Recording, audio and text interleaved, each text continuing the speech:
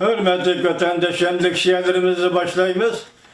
Bir iki gün geç çıkıp kaldık. Leksiyana Washington'da sözleyimiz.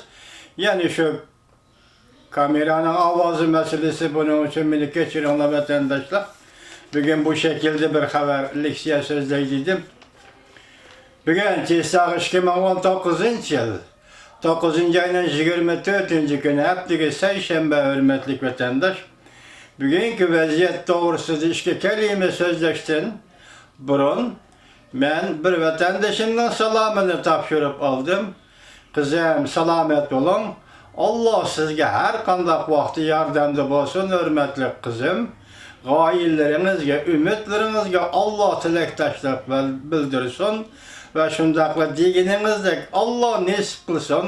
Hemimiz vatanda yurtumuzu bildi körüşeyli. Xenim bala, sizge Allah medet versin. Man yollagan salamınızga rahmet. Keçip kaldım bu şu kameranın avazı meselesi bilen. Bunun için sizden keçirim sorayım kızım. Endiki mavzu bu yukarısı bizim Uygur'un vaziyeti vatandaşlar. Endiki mavzumunda Devlet İşler Katibi Mike Pompeo her kaysi el devletlerinin Cungo'nun Uygurlarını şu devletlerden ötküzüp beriş taleplerini çekilişine talep kıldı. Bu mavzu küçük kaldı geçirenli. Şuna kosmu anlatmasak bulmayacağım mavzu. Talep kıldı. Çekilişini talep kıldı. Mavzulu haber 9. ayının 23. günü Amerika avazının Xitay Dil programı ilan kılındı. Haber mundak başlar. Washington. Amerika Koşmuş Ştatlarının Devlet İşler Katibi Mike Pompeo Yekşembe günü barlık devletlerin Cungo'nun Uygurlarını şu devlette turuşluk Uygurlarını ötküzüp biliş taleplerini red kılışka çakırık kıldı. Ve Beijing hazır Şincan'da özünün fıralarını adem dep tanımaslık, yakın millette hesaplamaslık usulü bilen muamele kılıvatılır. Birleşken Devletler Teşkilatı'nın mütehassisleri ve faaliyetçiler mundak değil.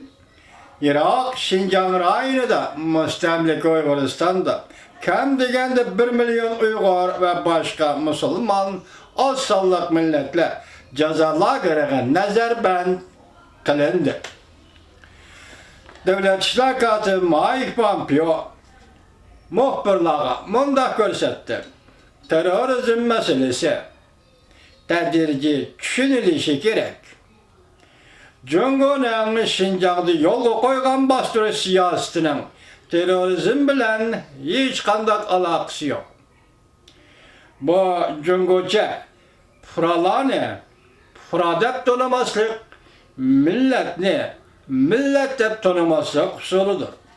Biz barlık devletlerinin Cungo'nun şu devletlerde turuşluk Uygurlarını ötküzüp biriş taleplerini red kılışını çakırık kılımız.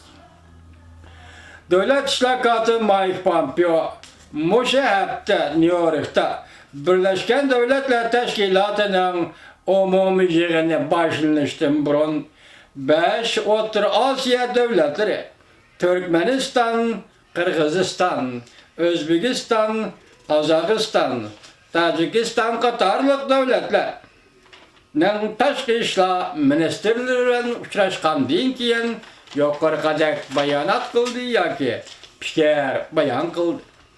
Birleşken Devletler Teşkilatı'nın umumi yığını mezgilinde Washington muşu mesele bu için Cungo'nu ayıplaydı.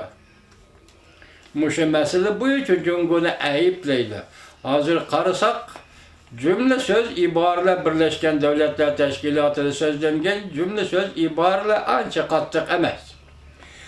Diplomatlar haberini devamlaştırımız diplomatla cümlekini mundak görsetti. Amerika Koşmuş Ştatları Devlet Mahkemesi'nin Maun Devlet İşler Katibi Salibi heptinin 2. günü Cungo'nun Şincan'da yolga koygan bir meydan kişilik hukuk krizisi doğrusu da faaliyet uyuşturdu belki bir gün. Birleşken Devletler Teşkilatı münasebetli kişiler mundak dedi. Kem degende 1 milyon Uygur ve başka Müslümanlar Şinjan rayonida nazarband qilindi. Beijing Şinjan'da kurup çıkan nazarband qilish o'rinlarini kasbiy tarbiyalash markazi deb atab oldi. Kishilarni yangi iqtidor bilan tarbiyalaydi deb turib oldi ve radikalistlarni tugatishga yordami bor dedi. O'tgan yillardan boshlab Amerika Qo'shma Shtatlarining prezidenti Trump ve prezident Trump hukumati Jungoning kishilik huquq deb shunday qilishiga munosabatli amaldorlarni embargo qilishni o'ylashgan. Cümleden Şinjan Kompartiyasi Çinçuango bunun içinde idi. Lekin Jungo'nun öç eliş bilen tahtı silişi neticesinde bu iş izchil kaynaga söğürülüp geldi. Şu cümleye dikkat kılan vatandaşım değil mi? Bu haber asli Reuters agentliği ve Amerika Birleşme Agentliği tarafından ilan kılınan idi. Şu haber.